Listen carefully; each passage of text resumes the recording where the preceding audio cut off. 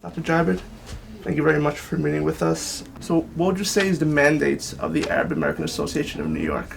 The concept of the Arab American Association as an organization was to deliver services to the community which needs it on a social level, on immigration level, on health level.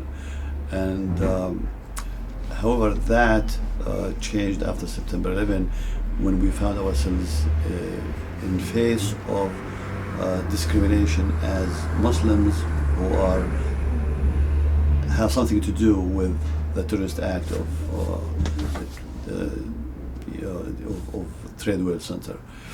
And that gave us the change or the shift to empowerment and advocacy of the community. Do you know of any specific examples of how members of the community experienced any forms of hate speech or discrimination post 9/11?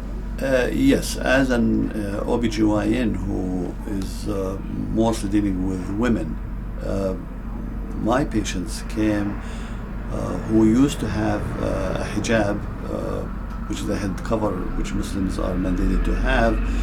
All of a sudden they are putting a hat. And I asked, why are you using the hat? He said, you know, Dr. Jabir, we are afraid that people will look at us with a hijabi, and we heard word or verbal abuse in the streets, or we're afraid. So they took a cover for their identity, being singled out or being tagged or being, looked at differently. As a doctor, how were you able to mobilize and be able to challenge these narratives of hate speech?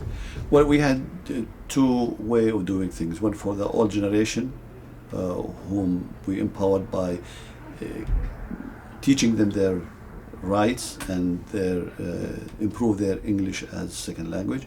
And the other target are our youth. Mm-hmm. And our youth are American born, they speak the language, and they need to know that their heritage is good, and they're proud to be Arab and Muslims, and there's nothing to do with terrorism or the act of terrorism, and whatever is evolving is not from within our community, it's from outside.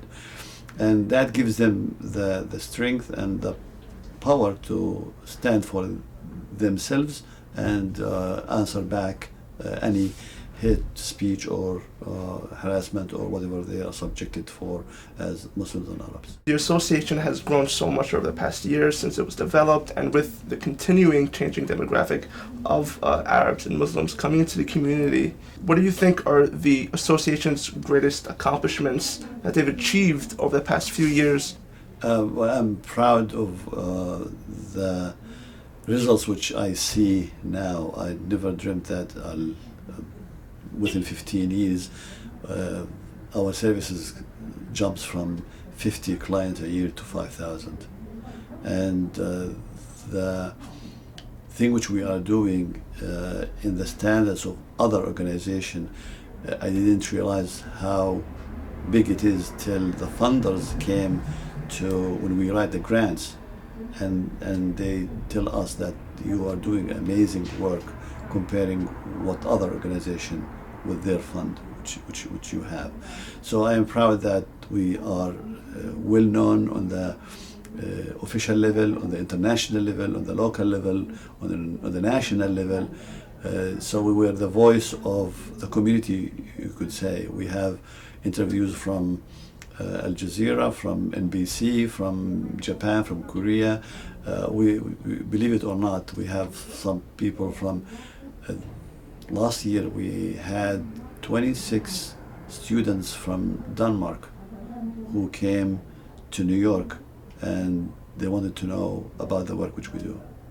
So I'm happy with what the outcome of the Arab American Association has been doing, and my vision for the future, I'm looking for an Arab center in Bay Ridge where we own our own space, we have our own culture and center, not being rented for all this time.